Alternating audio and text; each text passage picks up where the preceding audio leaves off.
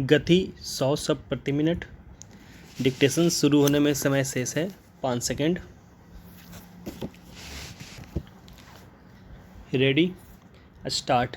महोदय, हम सभी इस बात के शिकार हो जाते हैं कि अपने दलगत स्वार्थ में आकर गलत काम कर बैठते हैं।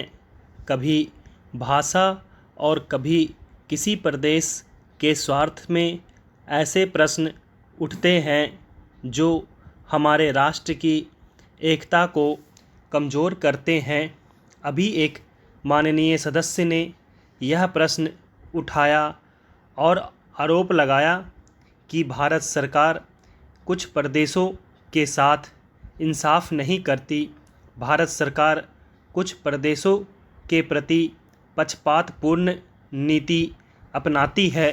यही मनोवृत्ति है जिसमें एक प्रदेश को दूसरे प्रदेश के विरुद्ध भड़काया जाता है, एक जाति को दूसरी जाति के विरुद्ध खड़ा किया जाता है, एक धर्म को दूसरे धर्म के विरुद्ध खड़ा किया जाता है और एक भाषा और दूसरी भाषा वालों के बीच में भड़काव पैदा करके लड़ाई पैदा की जाती है।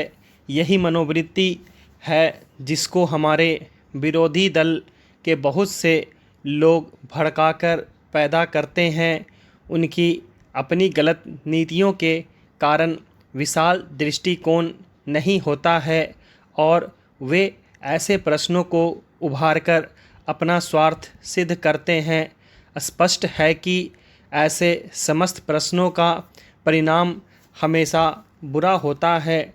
इसलिए मैं सभी राजनीतिक पार्टियों के नेताओं से अपील करना चाहूँगा कि जो प्रश्न हमारे देश के सामने हैं और जिन पर हम सबको चिंता हो रही है तथा जिनका हल निकालने की हम कोशिश करते हैं, उन तमाम प्रश्नों के ऊपर हम ठंडे दिल से विचार करें।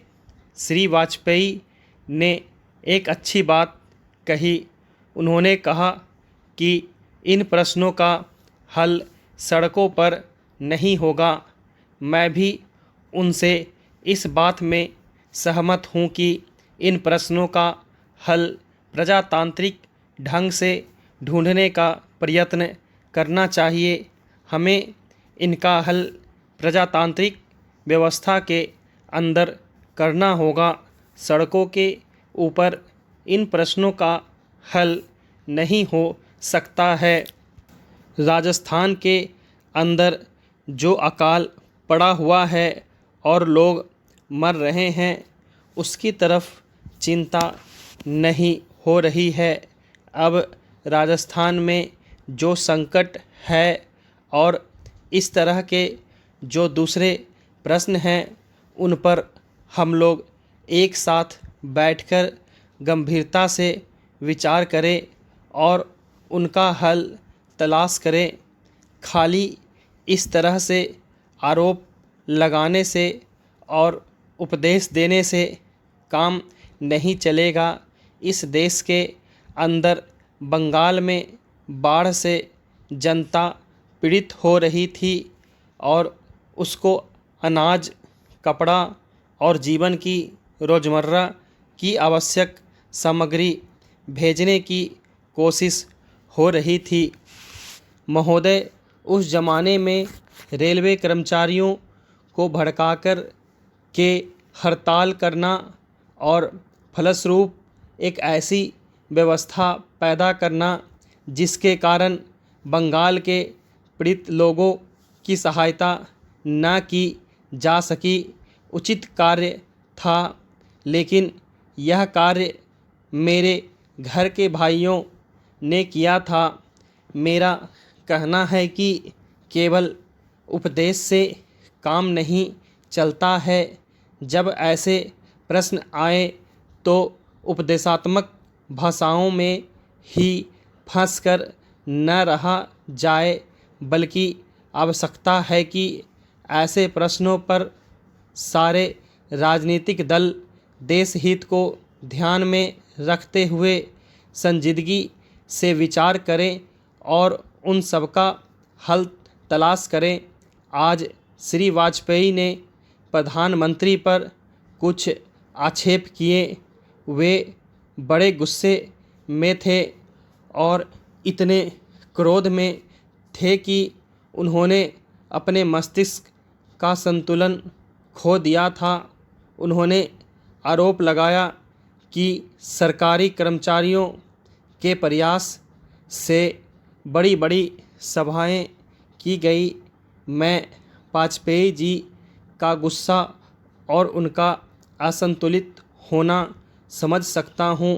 उन्होंने यह भी कहा कि प्रधानमंत्री जी ने इन चुनावों के बीच अपने भाषणों में जनमानस को ऊपर उठाने की कोशिश नहीं की, मूलभूत प्रश्नों को देश के सामने रखने की कोशिश नहीं की और आज जो राष्ट्रीय दिक्कतें और परेशानियां हैं उन पर जनता को शिक्षित करने की कोशिश नहीं की।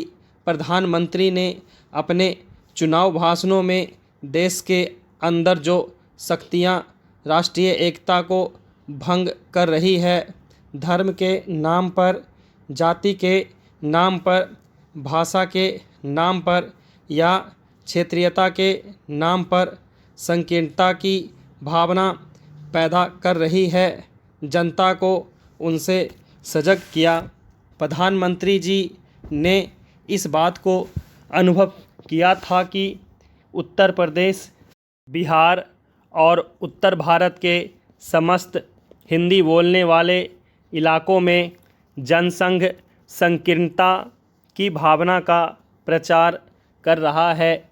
जिस प्रकार से जनसंघ सांप्रदायिकता की भावना को बढ़ावा दे रहा है, राष्ट्रीय शक्तियों को तोड़ने की नीति चला रहा है, उससे हमारे राष्ट्रीय मूल, राष्ट्रीय नीतियां और राष्ट्रीय एकता खतरे में है।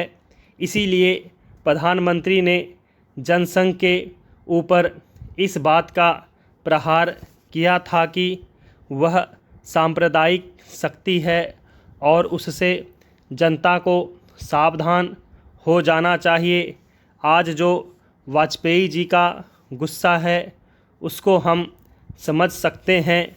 उन्होंने एक सपना देखा था, एक सुनहरा सपना उत्तर प्रदेश में अपनी सरकार बनाने का, बिहार में अपनी पार्टी को बहुमत प्राप्त कराने का। स्टॉप।